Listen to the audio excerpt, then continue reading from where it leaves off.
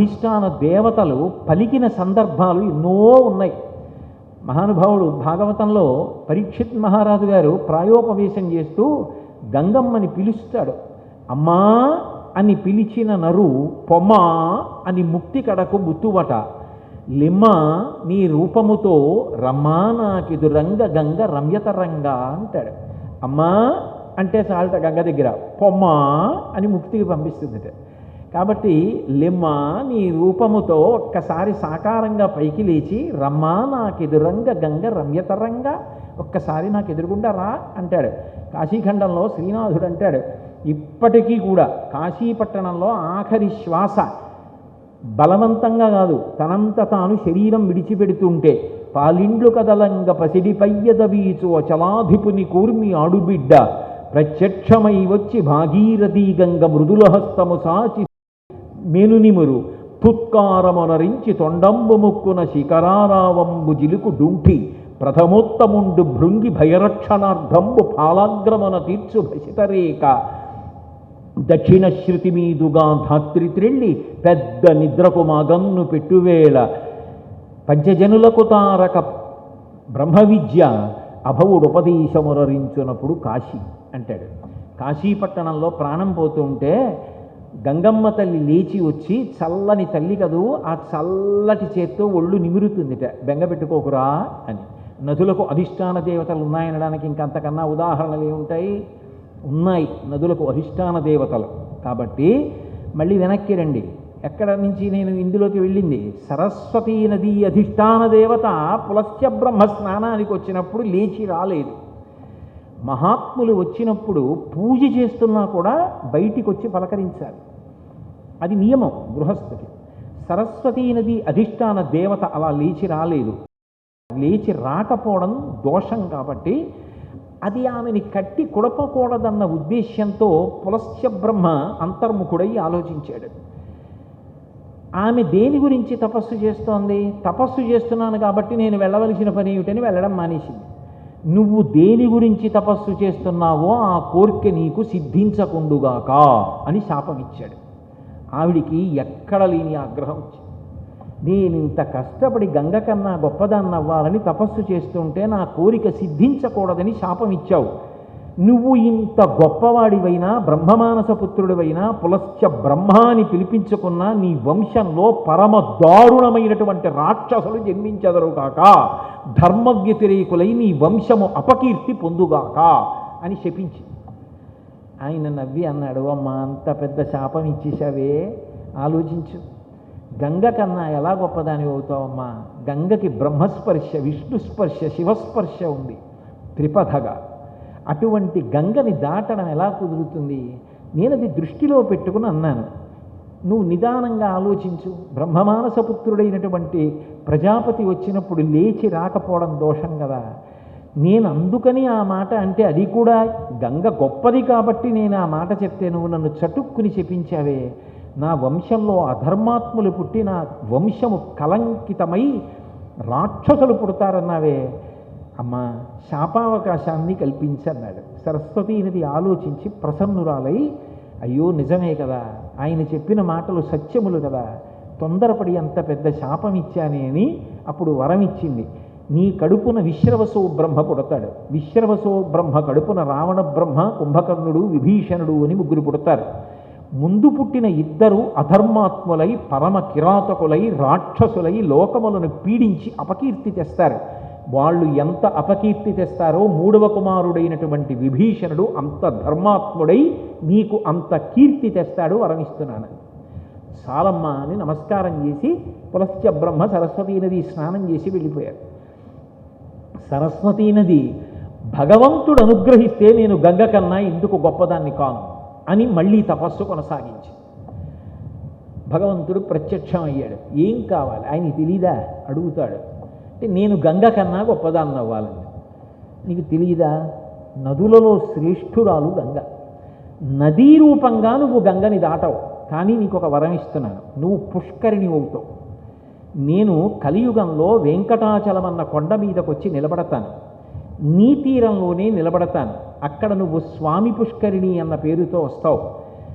కొన్ని కోట్ల తీర్థములు వచ్చి నీలో చేరుతూ ఉంటాయి. తీర్థము అన్న మాటకు అర్థం ఏమిటి అంటే వేదమంత్రముల యొక్క భాష్యంలో చెప్తారు.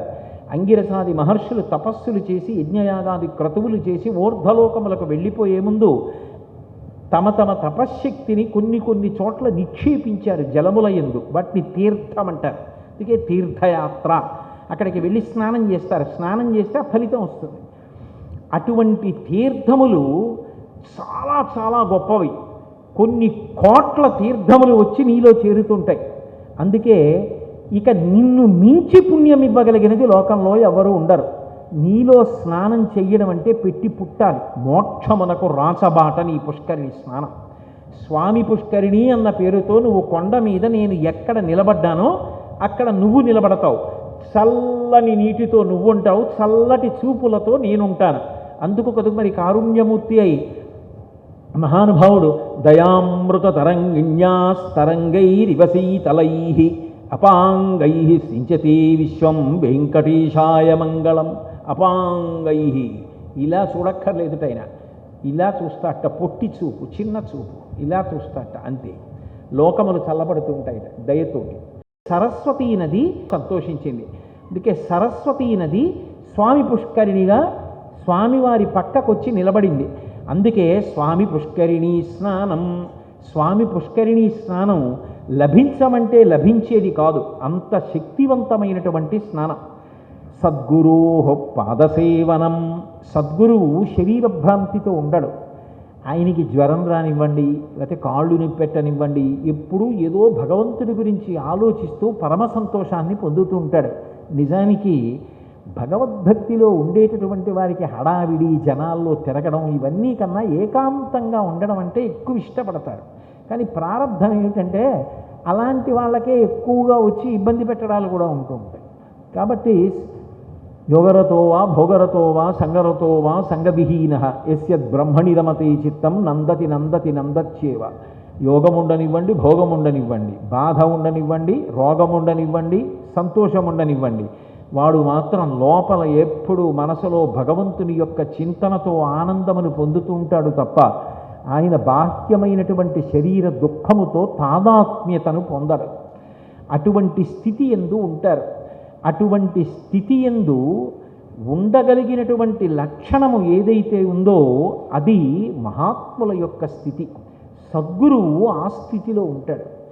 ఆయన తన శరీరానికి ఎవరో సేవ చెయ్యాలని కోరుకోడు. ఆ శరీరానికి బాధ కలిగిందనుకోండి ఏదైనా, అమ్మయ్యా ఏదో జన్మలో చేసిన పాపం శరీరం పడుతున్న బాధ రూపంలో పోతోందంటాడు. ఒకప్పుడు కంచికామకోటి పీఠాధిపత్యం వహించిన మహాపురుషులు ప్రాతస్మరణీయులు శ్రీ శ్రీ శ్రీ చంద్రశేఖరేంద్ర సరస్వతి మహాస్వామి వారికి 104 జ్వరం వచ్చింది.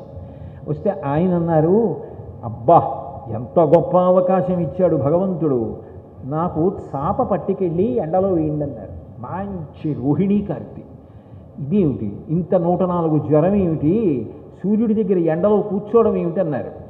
ఇన్నాళ్ళకి నాకు పంచాగ్నిహోత్ర తపస్సు చేసే అదృష్టం కలిగింది. శరీరం ఉడికిపోతోంది కదా వేడితో, ఇప్పుడు నేను కొంతసేపు సూర్యుడి వంక చూస్తూ జపం చేస్తే పంచాగ్నిహోత్ర తపస్సు అక్కడ కూర్చోబెట్టండి అన్నారు. మహాత్ములకు శరీర వైక్లభ్యం వచ్చినా వాళ్ళు భగవత్ సేవలో ఆనందపడిపోతుంటారు. కుంతీదేవికి ఎన్ని కష్టాలు వచ్చాయి, అయినా ఆవిడ భారతంలో కృష్ణనామ స్మరణలో రమించిపోయి అలా ఉండిపోయింది. అందుకే అది భగవద్భక్తులకు ఉండేటటువంటి లక్షణం. అటువంటి సద్గురువు తన శరీరం గురించి కోరుకుంటాడా? మీకు కాళ్ళు ఎడతాను, మీకు చేతులు ఎడతాను అంటే ఆయన కాళ్ళు పట్టండి అని అడుగుతాడా? ఆయన అడగడు. భగవాన్ రమణులు అరుణాచలంలో ఒకసారి కూర్చుని ఉన్నారు. ఒకసారి ఏమిటి, ఆయన ఎప్పుడూ అరుణాచలంలోనే ఉన్నారు. మధురై వదిలిపెట్టేసిన తర్వాత అరుణాచలంలో కూర్చుని ఉండగా ఎక్కడి నుంచో ఒక న్యాయమూర్తి ఆయన్ని దర్శనం చేయడానికి వచ్చారు. ఆయన ఏం మాట్లాడేవారు కాదు, మౌనంగా ఉండేవారు. ఓ లంగోటం ఒక్కటి కట్టుకునేవారు. కూర్చుని కాళ్ళు 2 చాపు కూర్చున్నారు. ఎందుకు చాపుకోవడం అంటే ఆయన ఒకప్పుడు అరుణాచలం కొండ మీద దక్షిణామూర్తి ఉంటారని దర్శనానికి వెళ్ళారు. ఆ వెడుతున్నప్పుడు అనుకోకుండా ఒక పొదకి కాలు తగిలింది. తగిలితే తేనె పట్టు ఒకటి కదిలిపోయింది. కదిలిపోయి ఆ తేనెటీగలన్నీ లేచిపోయి కాలుని పట్టేశాయి. ఆయన కాలు కదపకుండా అలాగే ఉంచారు. ఎందుకు అలా ఉంచారు అని అడిగారు. పళనిస్వామి అని ఆయన దగ్గర ఉండేవాడు ఒక అంతేవాసి. ఆ పళనిస్వామి అడిగాడు, ఎందుకు అలా కాలు కదపకుండా ఉంచేశారు? ఎన్ని తేనెటీగల కుండిలో విరిగిపోయాయి శరీరంలో, ఇంత లావున వాచిపోయింది ఆ కాలు. ఎందుకంత బాధపడ్డారని అడిగారు. అవి కష్టపడి కట్టుకున్న ఇల్లు కదా, తేనె పట్టు ఎక్కడి నుంచో తెచ్చి తేనె దాచుకున్నాయి కదా, అవి నేను తిరిగే చోటికి రాలేదు కదా, ఎక్కడో కొండ మీద కట్టుకున్నాయి, నేను ఎందుకు వెళ్ళాలి అక్కడికి? ఇది అనేవారు, నా అనేవారు కాదు. ఇది వెళ్ళి దాని ఇల్లు తన్నచ్చా? మరి అవి లేచి ఎవరు తన్నారో దాన్ని కరిచేయి. అప్పుడు ఆ కాలు తీసేస్తానంటే ఎలా? ఎవరు తన్నారో వాళ్ళు శిక్ష పొందాలి కాబట్టి అలా ఉంచారు. అవన్నీ కరిచినంతసేపు కరిచి వెళ్ళిపోయాయి. అప్పుడు మళ్ళీ వచ్చేసింది ఈ శరీరం. మరి బాధ పడుతుంది, మరి తప్పు చేసినప్పుడు పడద్దు. సాక్షి, అది పుస్తకం చదివితే వస్తుందా? రమణ మహర్షిలా బతుకుతానని గోజీ పెట్టుకుంటే వస్తుందా? బలి నేసుకుంటే వస్తుందా? ఆ స్థాయికి వెడితే వస్తుంది. అంతేగాని కృతకంగా అంటించుకుంటే వచ్చేవా అవన్నీ? ఆయన కాళ్ళు లావుగా ఉండేది అప్పటి నుంచి. ఓ కాలు, ఆ కాళ్ళు ముందుకు పెట్టుకుని మడత కుర్చీలో పడుకుని ఉన్నారు. ఆయన ఎక్కడి నుంచో న్యాయమూర్తి గారు వచ్చారు. వచ్చి ఆయన కాళ్ళు పడుతున్నారు. ఆయన అంత పెద్ద గమనించలేదు. కాసేపు ఆయన వంక చూసి ఏదో ఒకటి రెండు మాటలు మాట్లాడి కాసేపు ఆగి అడిగారు, ఎందుకు దాన్ని పట్టుకుంటున్నారు అన్నారు. ఆయన నన్ను అనేవారు కాదు, దాన్ని అనేవారు. ఎందుకు దాన్ని పడుతున్నారు అన్నాడు. మీ కాళ్ళు పడితే పుణ్యం కదూ అన్నారు. ఓ అలాగా, ఒక్క నిమిషం ఆగుతారు అన్నారు. ఆయన ఆగాడు. ఈయన పట్టుకుంటున్నారు. అదేమిటి మీరు పట్టుకుంటున్నారన్నారు. మరి మీరే అన్నారు కదా దాన్ని పడితే పుణ్యమని, అందుకని పడుతున్నాను అన్నారు. అంటే ఇలాంటివన్నీ చెయ్యొద్దు అని అన్యాపదేశంగా చెప్పారు.